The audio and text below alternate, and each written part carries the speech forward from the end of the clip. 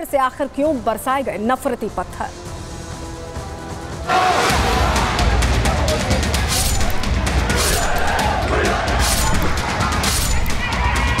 मस्जिद के ऊपर षड्यंत्र पूर्वक 20-25 लोग ऊपर से इन्होंने पथराव किया गया। इनकी प्लानिंग थी कि भाई जब भी ये बेवान यहाँ इधर से निकलेगा, जब ईंट बड़ी ईंटें फेंकी थी। रूस पर विरोध है, पत्थर है। कल बांग्लादेश की स्थिति करना चाहते हैं।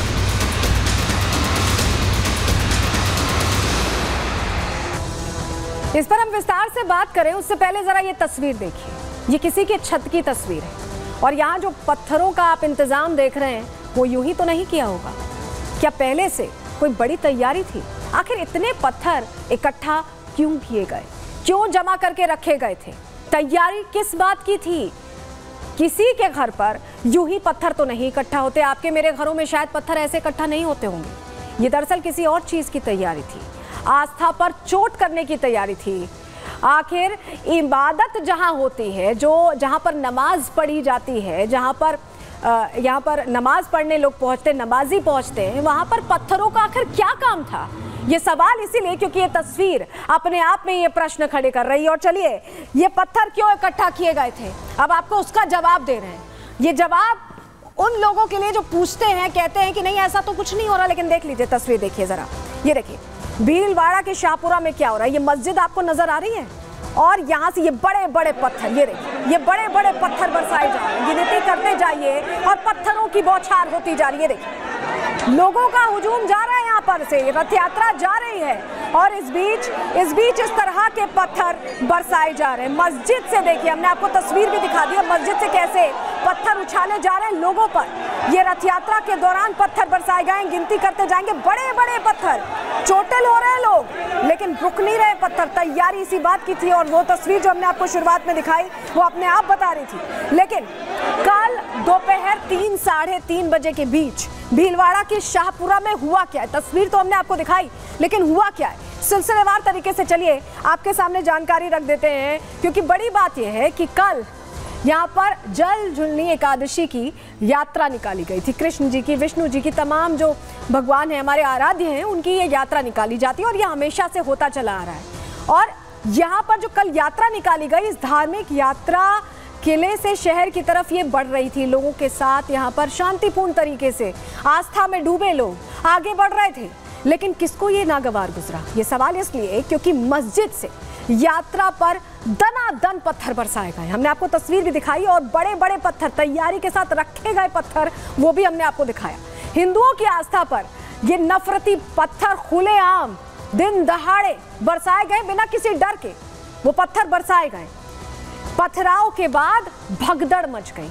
आखिर कौन दंगा भड़काना चाहता है, कौन शांति को भंग करना चाहता है, ये सवाल बना हुआ है। क्योंकि पत्थर लगने से कई हिंदू भक्त और पुलिसकर्मी जो उस यात्रा के साथ चल रहे थे उनको भी घायल कर दिया इन पत्थरों ने, इन बड़े बड़े पत्थरों ने।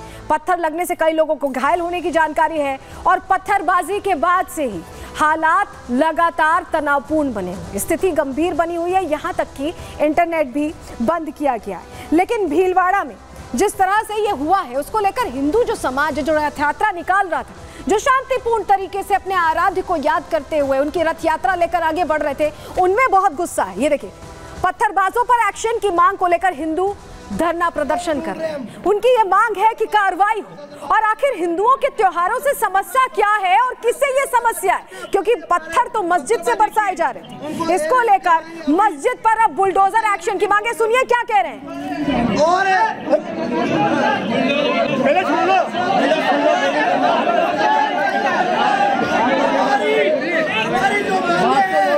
अवैध जो निर्माण है इनका पत्थरबाजियों का, उनको हम पर ध्वस्त करेंगे। तो अब एक्शन की मांग की जा रही है क्योंकि जिस तरह से पत्थर बरसाए गए हैं लोग घायल हुए हैं। सवाल ये खड़ा होता है कि तैयारी इस तरह की क्यों पहले से की गई और इसी को लेकर अब एक्शन की मांग लगातार तेज होती जा रही है। प्रदर्शन भी इसको लेकर होता जा रहा है। आपको पता है किस तरह से मांग हो रही है। देखिए शाहपुरा में जो हिंदू संगठन है वो दरअसल प्रदर्शन कर रहे हैं। तस्वीर भी आपको दिखाई। विधायक गोपी चंद मीणा भी इस धरना प्रदर्शन में शामिल हुए हैं और मस्जिद के खिलाफ अब एक्शन की मांग हो रही है। पुलिस ने अब तक इस पूरे मामले में 9 आरोपियों को गिरफ्तार किया है। आरोपियों के खिलाफ बुलडोजर एक्शन की मांग हो रही है, यानी जो यूपी मॉडल है उसे यहां लागू करने की मांग हो रही है। शाहपुरा के बाजार आज भी बंद रखे गए क्योंकि तनावपूर्ण हालात, इंटरनेट सेवाएं भी बंद रखी गई हैं और भारी पुलिस फोर्सेस की यहां तैनाती की गई है। देखिए, गोपीचंद मीणा जो विधायक हैं, उनसे भी हमने बात करने की कोशिश की, समझने की कोशिश की कि आखिर वो क्या कहते हैं। उनका ये कहना है कि इस तरह की घटनाओं पर रोक लगाने के लिए कड़े एक्शन की जरूरत है। सुनिए। जो हमारा रूट, निर्धारित रूट था, हमेशा की तरह वो आ रहा था जुलूस, जो इतिहास में दर्ज है, लेकिन षड्यंत्र पूर्वक जिहादियों के द्वारा पूर्व प्लान के तहत उन्होंने 200-250 लोगों ने पहले तो जुलूस को रोकने का प्रयास किया, फिर पुलिस प्रशासन की समझाइश के बाद जुलूस निकल गया। फिर निकालते समय ऊपर से इन्होंने पथराव किया। जो मस्जिद बनी हुई है, मस्जिद के ऊपर षड्यंत्र पूर्वक 20-25 लोग ऊपर से इन्होंने पथराव किया गया। हमारे धार्मिक भावनाओं को ठेस पहुंचाने का इन्होंने षड्यंत्र किया। तो मैं ये निवेदन करना चाहता हूं कि ऐसे जिहादियों को कठोर से कठोर कार्रवाई हो इनके खिलाफ। प्रशासन को हमें आश्वस्त किया कि 24 घंटे का उनको अल्टीमेटम नोटिस दिया गया। आपके पास जो दस्तावेज हो, जमीन पट्टा जो भी हो आपके पास हो, रिकॉर्ड पेश करें। और प्रशासन ने अल्टीमेटम दिया, अगर समय रहते हुए 24 घंटे में वो पेश नहीं किए गए तो हमारी ये मांग है, अगर अवैध है तो इस पे बुलडोजर चलवाने की हमारी मांग है। हम उच्च स्तर पे, माननीय मुख्यमंत्री स्तर पे हम चर्चा करके इसको पूरा प्रयास करेंगे कि अवैध को ध्वस्त कराएं, बुलडोजर चलाएं। तो एक्शन की मांग की गई हिंदू संगठनों की तरफ से प्रदर्शन करके, उसको लेकर प्रशासन अब एक्टिव हो गया है। पत्थरबाजी के बाद से प्रशासन सख्त हो गया है। नगर पालिका ने 2 मस्जिदों को नोटिस जारी किया है। जामा मस्जिद और ताकिया मस्जिद को यह नोटिस जारी किया गया है।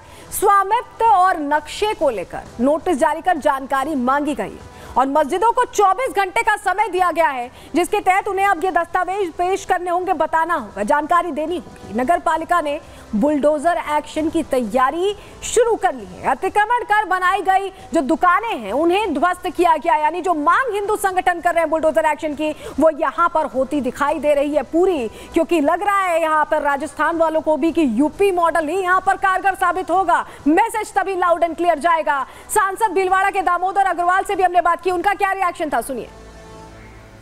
माननीय मुख्यमंत्री, सीएमओ, पुलिस प्रशासन जयपुर से लेकर अजमेर रेंज तक स्थिति पर बराबर निगाह बनाए हुए हैं। मैं समझता हूं कि वहां शीघ्र ही शांति की बहाली होगी और जिन लोगों ने भी ऐसी हरकत करके सांप्रदायिक सौहार्द बिगाड़ने की कोशिश की, उनके खिलाफ सख्त से सख्त कार्रवाई करवाने का प्रयास भी करेंगे, प्रशासन कर भी रहा है।